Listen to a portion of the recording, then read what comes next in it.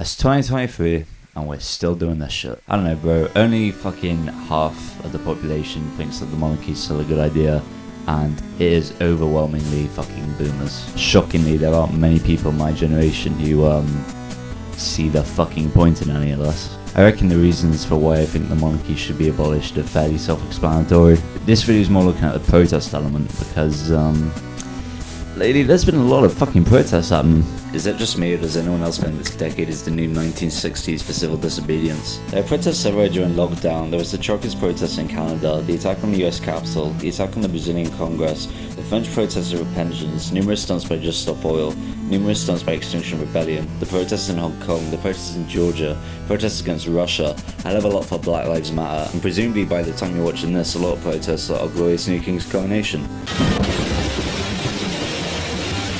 And we're not even halfway through this year, let alone the whole decade. Well, honestly, I don't really think about the monarchy that much. I see them as a very England thing.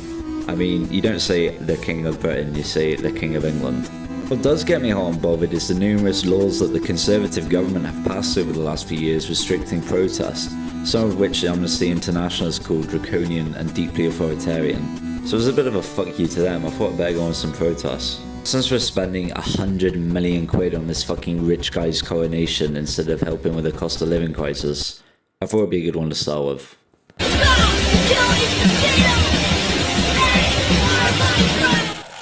Why are these people being arrested for protesting in a democracy?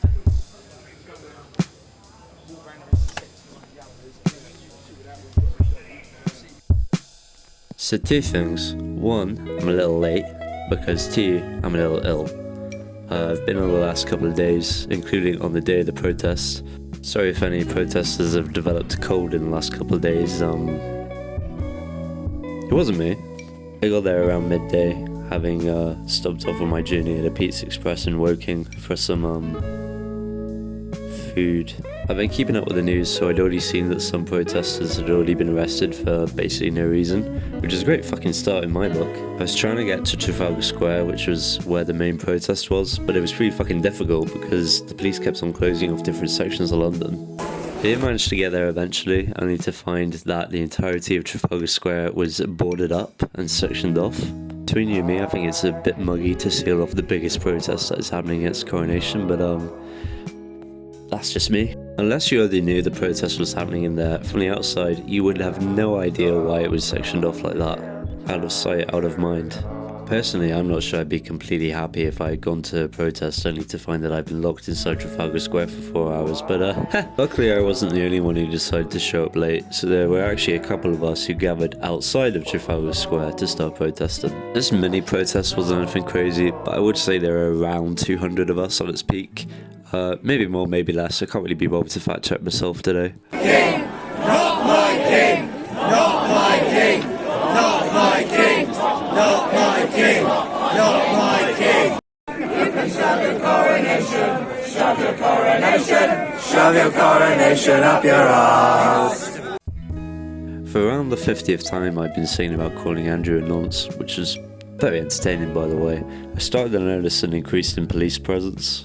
A total of over 50 arrests made that day, some from miles away from the procession route, some for just fucking having signs, just having signs. Because I guess literally boxing in the main protest wasn't enough. When talking to some of my fellow violent revolutionaries, I found out I wasn't the only person there who actually didn't give that much of a toss about the king, and was actually a bit more worried about us not being able to protest in general. Sure, there are Republicans, but there are also a lot of animal rights groups and environmentalist groups, all of whom showed a lot of concern at the draconian laws that the Conservative government have been putting in place.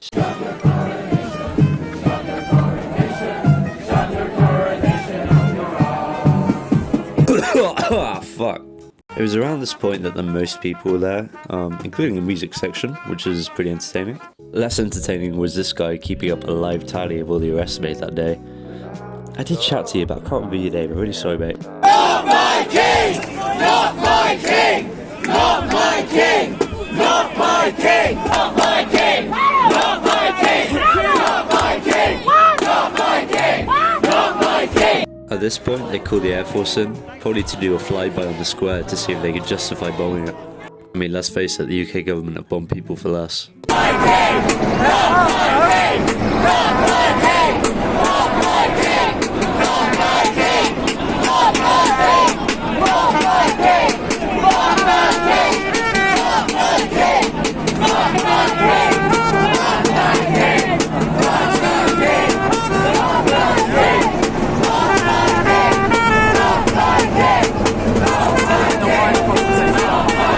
Once all the killing machines had flown by, the protests gradually started to die down. The police eventually did reopen Trafalgar Square, but by that point, most of the main action had already taken place, so there wasn't much left there. With most of the protesting over, me being pretty unwell, the last place I wanted to be was in fucking London, so I started to head out. Which was actually harder than I imagined, because some fucking genius decided to march a fucking military parade through the busiest fucking train station in the city. And predictably, the platform I needed was on the other fucking side. They're in the fucking way. In case you missed it, the big takeaway of the day is that over 50 people were arrested for doing basically nothing, protesting against an archaic institution which I firmly believe is not going to be around for that much longer, relatively speaking. And rightly so. Paid nurses, not monsters. The most striking thing about that day for me was that most people didn't seem like they cared at all. And I don't just mean against the king, I mean for the king either. Like, generally, most people were pretty apathetic about the whole thing. Which does sort of beg the question, why then did we just waste so much fucking money doing a coronation? Good question. I don't fucking know. It was a dreary day for a dreary occasion. Pretty much sums it up. Before I let you go, I feel obliged to show you this shit. These were literally everywhere on the day. Like, literally everywhere. Mostly on the floor. I don't know what kind of cult was handing these out, but I mean, yeah, it's definitely a cult. Basically says, oh, old fucking Charlie boy is going to swear allegiance to God. Have you sworn allegiance to God? Have you done any of these things which everyone has done? Have you ever lied, stolen, or used God's name in vain? Or, heaven forbid. Blah, blah, blah. Jesus is amazing. This is where he died. Repent for your sins, you fucking animal.